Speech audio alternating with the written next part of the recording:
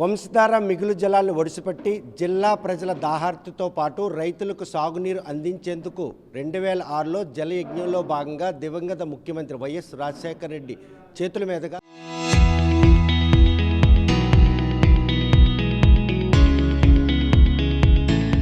930 కోట్ల రూపాయలతో Vamsadhara phase 1 stage 2 నిర్మాణానికి శంకుస్థాపన చేశారు. ప్రాజెక్టును పూర్తి స్థాయిలో నిర్మించాలని వైఎస్ఆర్ కాంగ్రెస్ పార్టీ శ్రేణులు కేంద్ర మంత్రికి లేఖ రాస్తే ఆ లేఖపై ఆయన మాత్రం తన అన్యాయాలతో దాడి చేసే విధంగా వ్యాఖ్యలు చేయించారు. ఈ విషయంపై ఆ కాన్స్టిట్యున్సీలో 5 ఏళ్లు ఎమ్మెల్యేగా చేసినటువంటి మాజీ ఎమ్మెల్యే రెడ్డి శాంతి చూస్తే గత 5 ఏళ్లలో నిర్వాసితుల ప్యాకేజ్ కావచ్చు, పనులుకున్నటువంటి ఆటంకాలు తొలగించడం కావచ్చు, ఇవన్నీ చేసినప్పుడు కూడా కూటమి ప్రభుత్వం కొలు 2 ఏళ్ళు కావస్తూ ఉంది.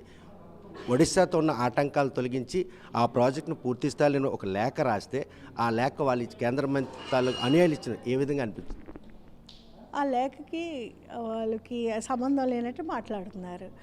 ఒక్కసారి మీరు గుర్తించుకోండి, 2019 నుంచి 24 వైఎస్ఆర్సీపీ ప్రభుత్వంలోకి వచ్చిన వెంటనే నిర్వాసితులు జరిగినటువంటి అన్యాయానికి ఎదుర్కొని వాళ్ళకి మళ్ళీ పునరావాసం కల్పిస్తూ, వాళ్ళకు ఉండేటువంటి అడ్డంకులు తొలగిస్తూ, వాళ్ళకి మళ్ళీ జాబ్ కార్డులని వాళ్ళకి అందిస్తూ, మరి అలానే మళ్ళీ ఒక ప్రత్యేకమైనటువంటి ప్యాకేజ్ 216 కోట్లు, ఒక్క రూపాయి కూడా అవినీతి లేకుండా డైరెక్ట్ ట్రాన్స్ఫర్ ఫ్రమ్ బ్యాంక్ అకౌంట్స్లోకి వేసినటువంటి ఘనత వైఎస్ఆర్సీపీదే.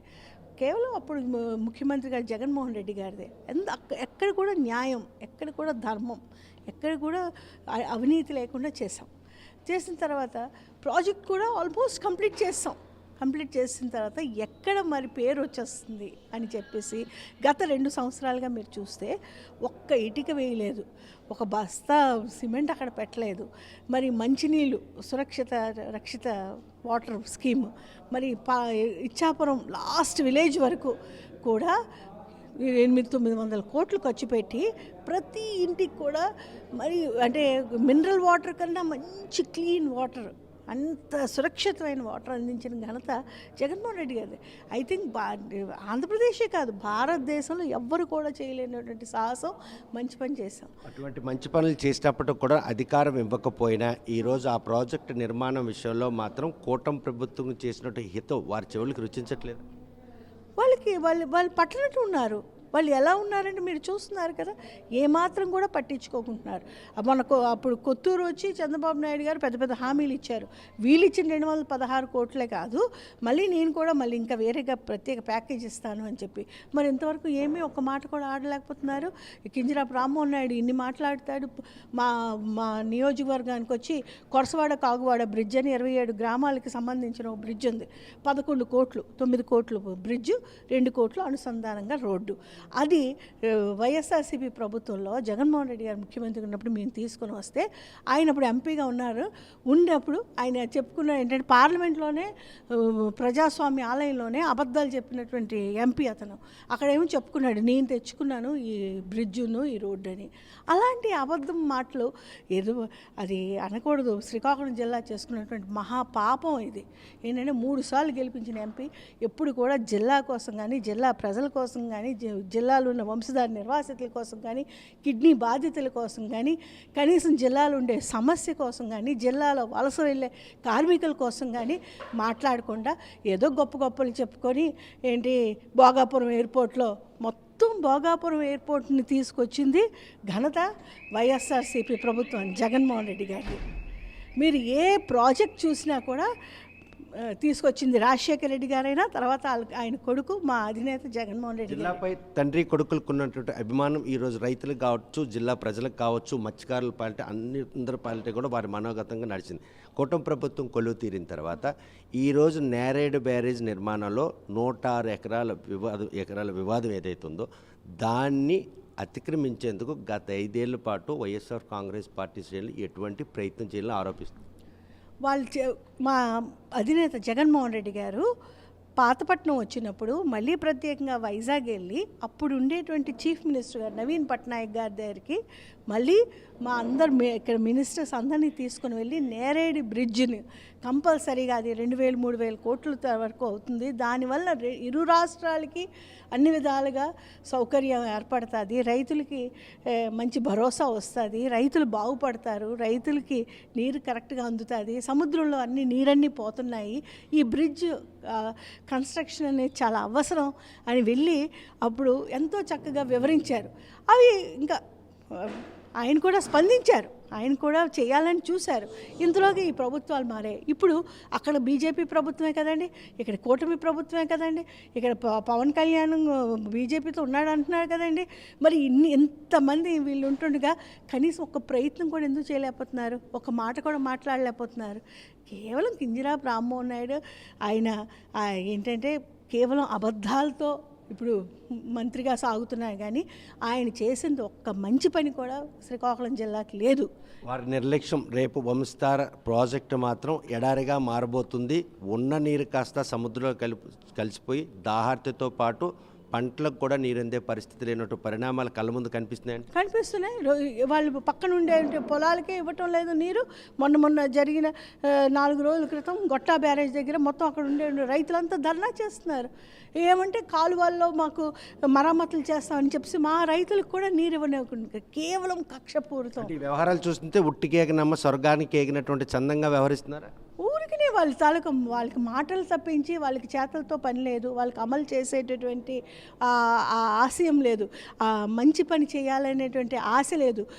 శ్రీకాకుళం ప్రజల తాలూకా దాహం తీర్చాలని, శ్రీకాకుళం ప్రజల తాలూకా రైతులకు మంచి చేయాలని, శ్రీకాకుళం ప్రజల తాలూకా 5 లక్షల ఎకరాలకు 2 ఎకరాల పంటలు అందించాలని ఏ మాత్రం కూడా వాళ్ళలో మంచి ఆలోచన లేదు.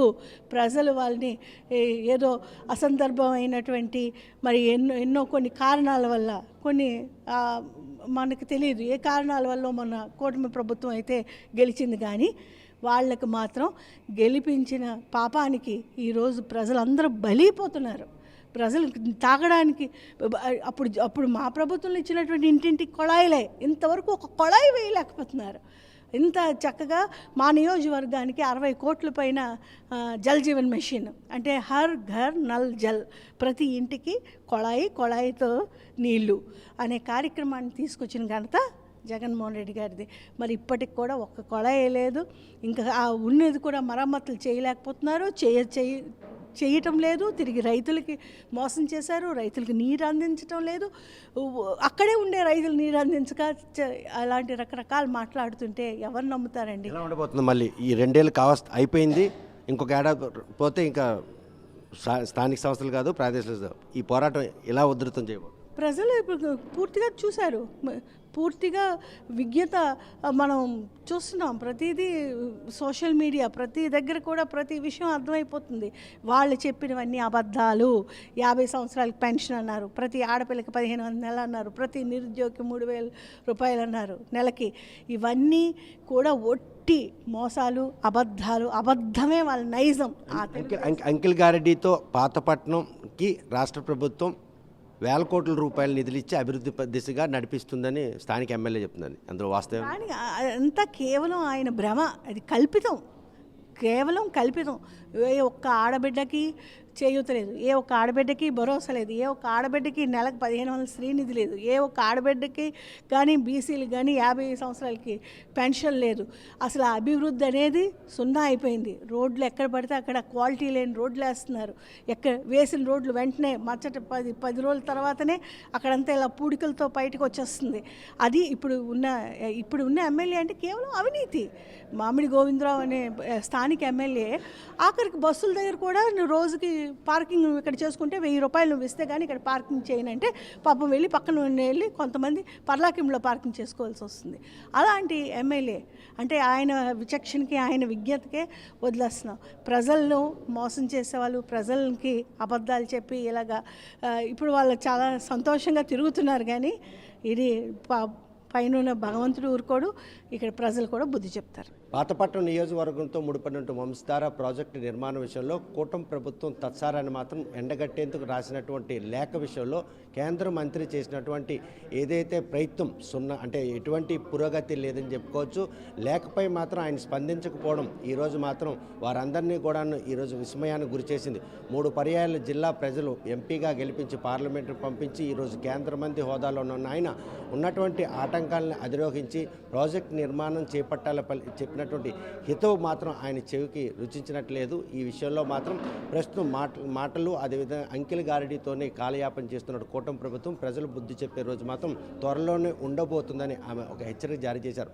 మరి ఈ విషయంలో ఈ లేఖల పరంగా కాకపోయినా క్షేత్రస్థాయిలో వంశధార ప్రాజెక్టు నిర్మాణానికి కూటమి ప్రభుత్వం ఇప్పటికైనా ఉన్న ఆటంకాలను అధిరోహించి నిర్మాణం చేపడుతుందా లేదా అనే విషయం వేచి చూడాల్సింది. వీడియో జర్నలిస్ట్ రామకృష్ణతో సత్యం, RTV శ్రీకాకుళం.